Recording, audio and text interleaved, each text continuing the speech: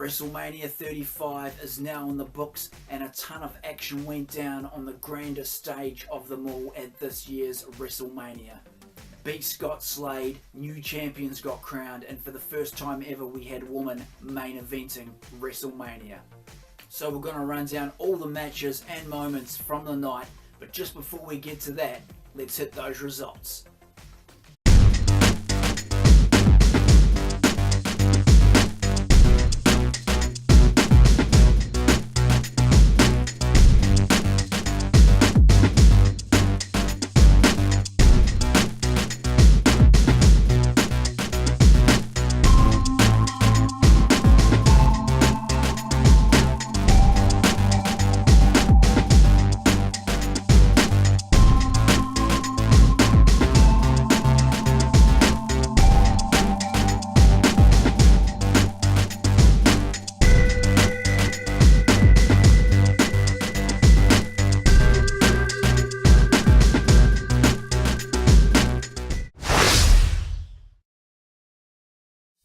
Just before we get to the main show, guys, we've got some poll results here.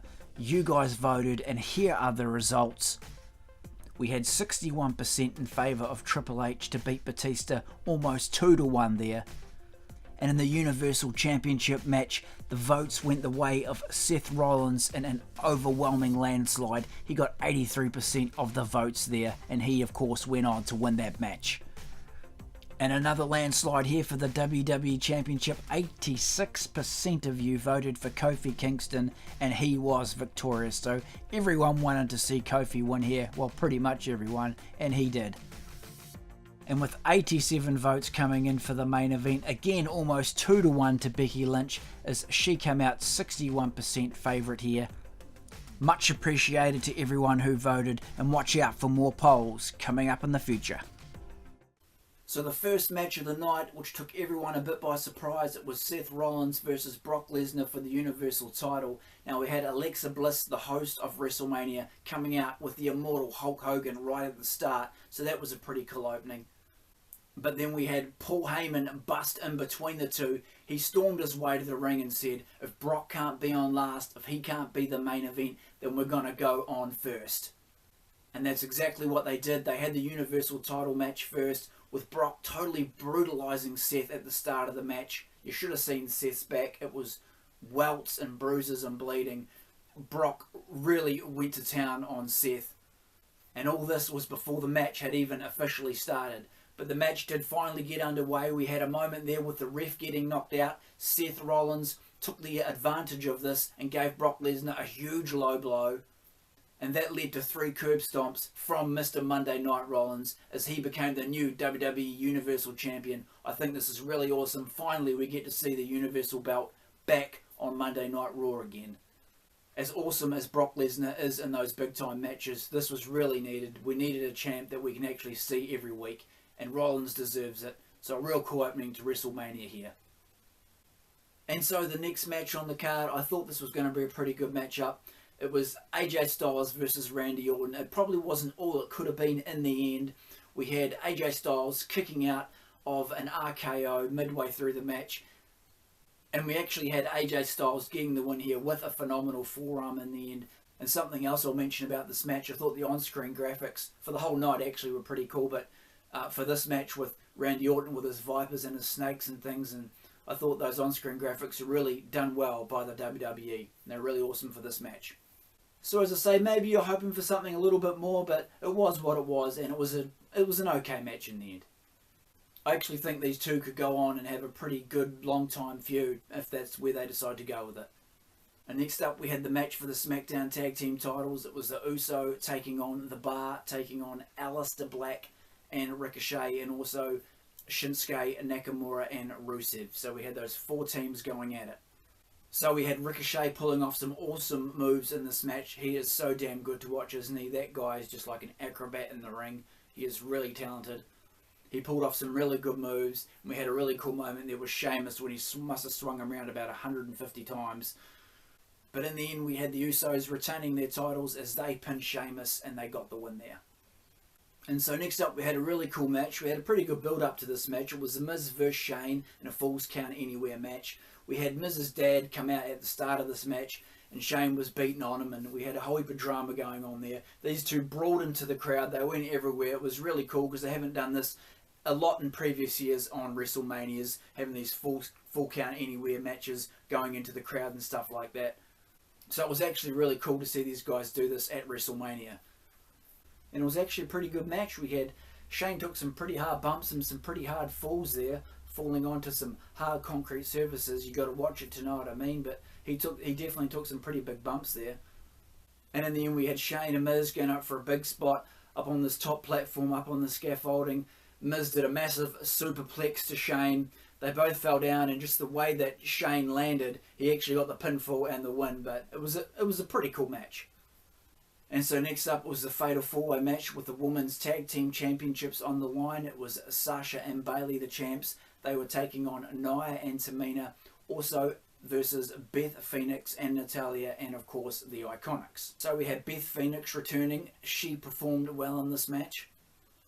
And at one stage during the match, we had Natalya putting on the double sharpshooter to both Bayley and Sasha. So that was a pretty cool moment. And nearing the end of the match, we had Beth Phoenix. She went up to the top rope and actually did a top rope glam slam onto Bayley. However, the Iconics would end up pushing Beth out of the ring, and they actually stole the match just by gaining the pinfall, and they are now the new tag team champions. They probably actually do quite well with the belts, being annoying as they are, being the heels, and I'd say they'd probably do quite a good job. Big surprise to everyone with them winning the belts.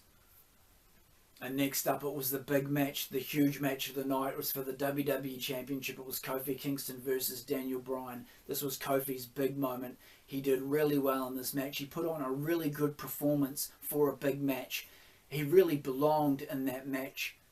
And he and Daniel Bryan did not disappoint. This was a really good match. Some really good moments in this match.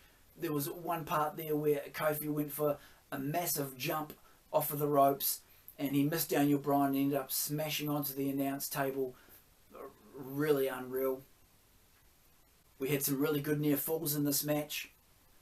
Daniel Bryan tried his label lock on Kofi several times, but to no avail. Kofi would always get out of it.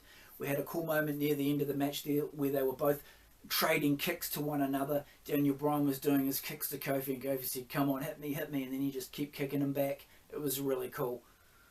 Then Daniel Bryan ended up hitting that running knee onto Kofi, but Kofi would kick out of that, and he hit him with Trouble in Paradise, and he won the match. Totally awesome WrestleMania moment. Kofi, well deserved. He put on a great performance here. Celebrated with his kids after the match with the New Day in the ring. Really awesome WrestleMania moment. Good on you, Kofi.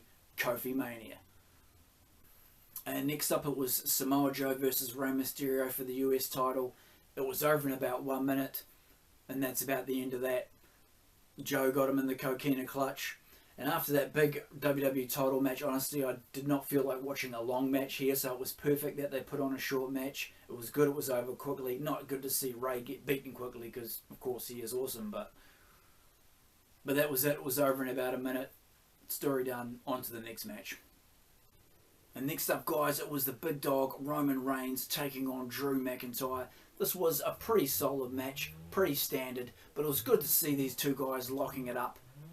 It came on at a good time in the card when you just had that big WWE Championship match. And these two put on a solid performance, with Roman getting a win in his comeback match.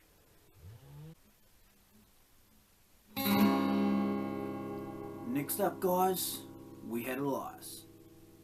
That's right, we had a pretty cool Elias segment where he came out, played a couple of songs. He had himself up on the big screen. He had like two of himself up there playing the drums and doing various other things. So that was pretty cool. Let's put this down. But yeah, but then it was the big moment with John Cena. John Cena came out. But he was old school John Cena from way back from the early 2000s. He had the chain on, he had the cap on backwards, he was heel John Cena, and he put a really awesome rhyme to Elias. It was so cool. I really enjoyed this. It was a great WrestleMania moment, and it would actually be cool to see Cena go back to this. I think it could still work if he actually wanted to come back to the WWE and be like this. The fans cheered him. I thought it was really great. He pulled it off. It was legit. It was real.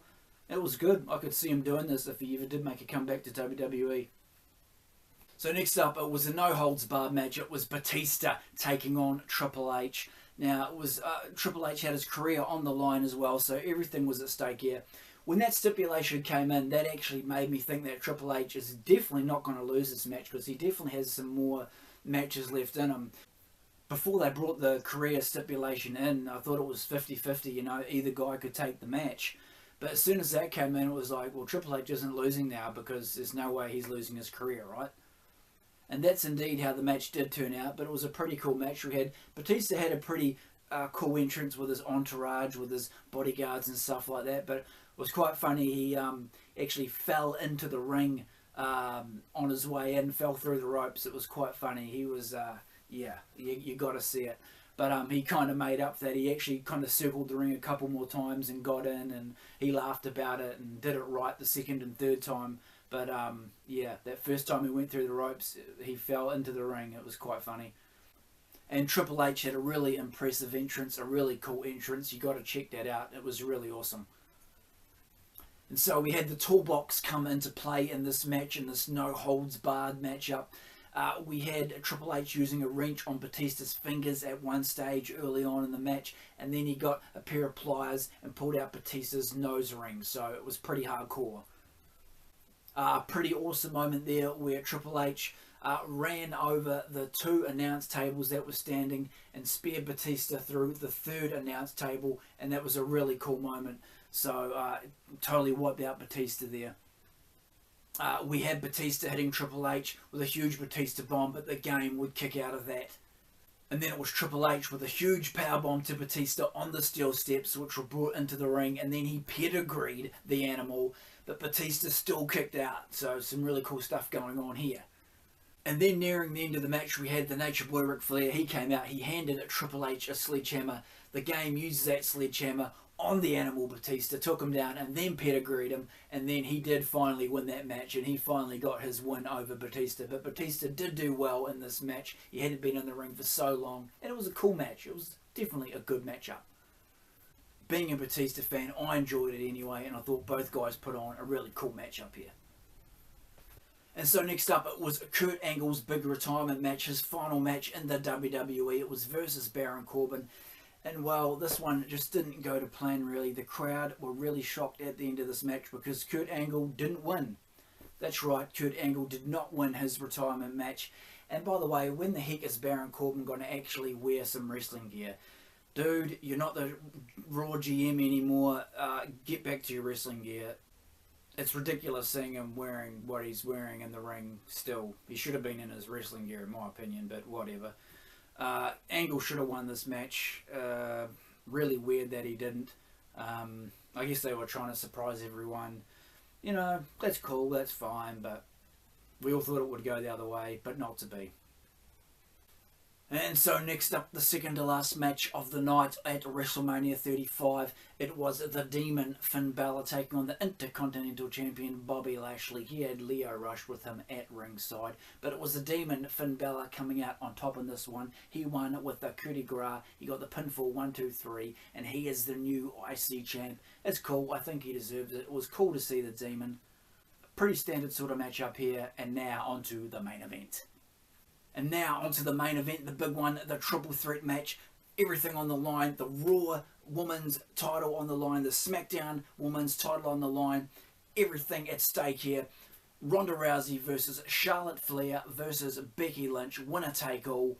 We had Charlotte, she was up in a helicopter for part of her entrance, so that was pretty epic, that was pretty cool. We had Joan Jett performing a bad reputation for Ronda Rousey when she came out to the ring. A pretty cool live performance there.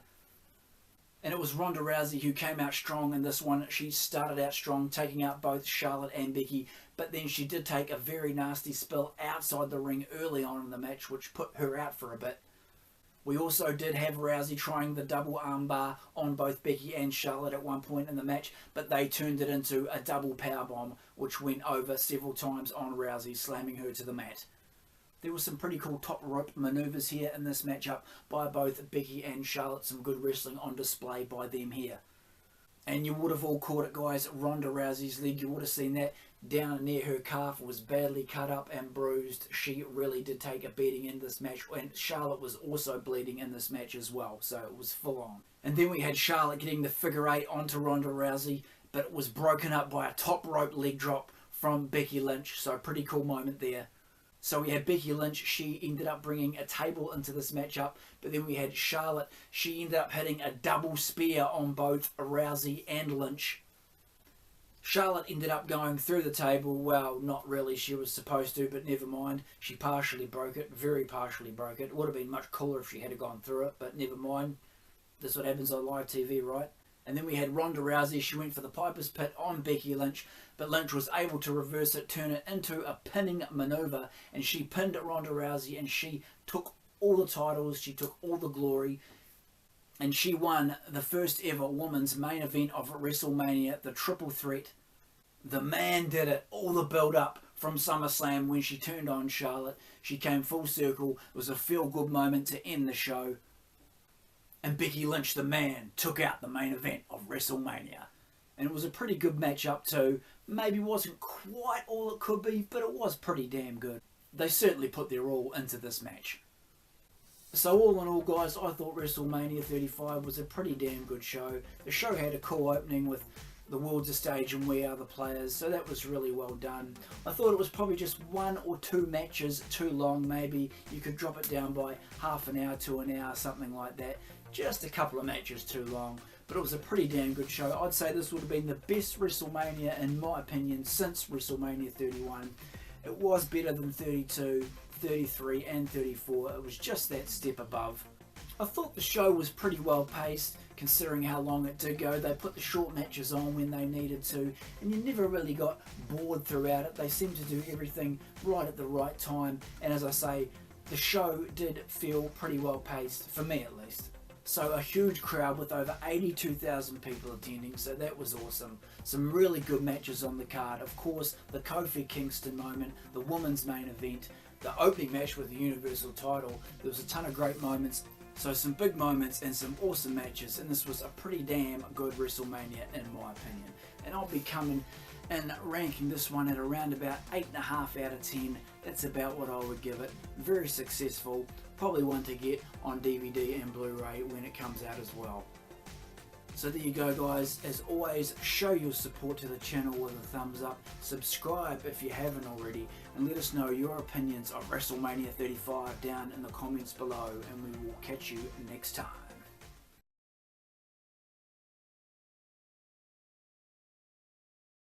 Silence your cell phone, hold your applause, shut your mouth, and no string plucks. Feel like I'm watching one of my movies because this whole damn thing sucks. Sorry about that, guys.